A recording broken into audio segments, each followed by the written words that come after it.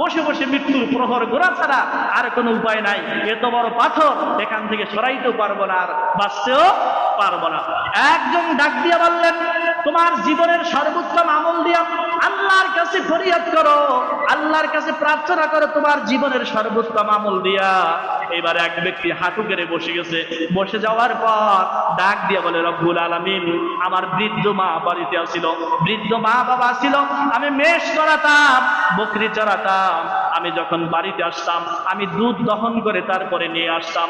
একদিন রাতেও আল্লাহ, একদিন রাতের বেলা কি হলো, আমি এসে দেখি আমার মা বাবা বৃদ্ধ মানুষ ঘুমায় গেছে, আমার আসতে একটু দেরি হয়ে গেছে, আমি দুধ নিয়ে আসতে দেরি হয়ে গেছে, তারা ঘুমায় গেছে। আমার সন্তানগুলো আমার পায়ের কাছে কান্না করতেছে খাবারের জন্য। কিন্তু আমি চিন্তা করলাম, আমার মা বাবাকে না খাওয়ানো পর্যন্ত আমার সন্তানকে দিব না। সুবহানাল্লাহ। ও আল্লাহ, দুনিয়ার কোন মানুষের জন্য অতবার সকাল হয়ে গেছে, আমার মাকে বাবাকে পান করাইছি, তারপরে আমার সন্তানদেরকে দিয়েছি। ও আল্লাহ, এই আমলটা আমি দুনিয়ার কোন মানুষের জন্য করি নাই, তুমি রব্বুল আলামিনের জন্য করেছি। আমার এই আমলটা যদি তুমি ভালো, তোমার কাছে পছন্দ হয়, এই পাহাড়ের মুখ থেকে, এই গুহার মুখ থেকে পাথরটাকে সরায়া দাও। পাথর একটু সরে গেছে, এবার সূর্যের আলো দেখা যায়, মাথা বাহির হয় কিন্তু বডি বাহির হয় না।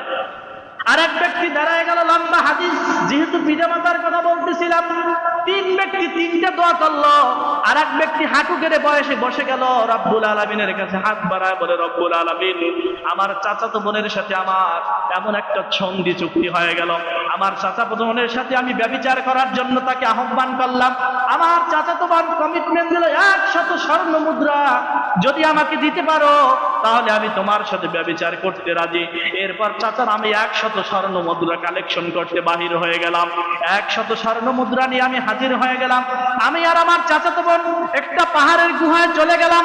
পাহাড়ের গুহায় যাওয়ার পরে যখন আমি নাকি ব্যভিচার করার জন্য উদ্বুদ্ধ হয়ে গেলাম, আমার চাচাতো বোন হঠাৎ করে ডাক দিয়ে বললেন, ইন্নী আখাফুল্লাহ, ও আল্লাহর বান্দা, আল্লাহকে ভয় করো, আল্লাহকে ভয় করো, ইন্নী আখাফুল্লাহ, ব্যভিচার করো না, ব্যভিচার করো না। ও আল্লাহ, আমার ওই দিনের এই আমলটা দুনিয়ার কোনো মানুষ দেখতো না যদি আমি ব্যভিচার করতাম। যখনই আমার ওই বোন বলেছে ইন্নী আখাফুল্লাহ, আল্লাহকে ভয় করো, তখনই আমি ওই গুহার থেকে দৌড় মেরে বাহিরে হয়ে চলে এসেছি। আল্লাহ, এই আমলটা যদি তোমার কাছে ভালো লাগে তাহলে তুমি রব্বুল আলামিন পাহাড়ের এই গুহার মুখ থেকে পাথরটাকে সরায়া দাও। কি আলোচনা করবো, একটু সুবহানাল্লাহ কয় না, এই আফসোসই মরে যাবো কোনদিন যদি আমি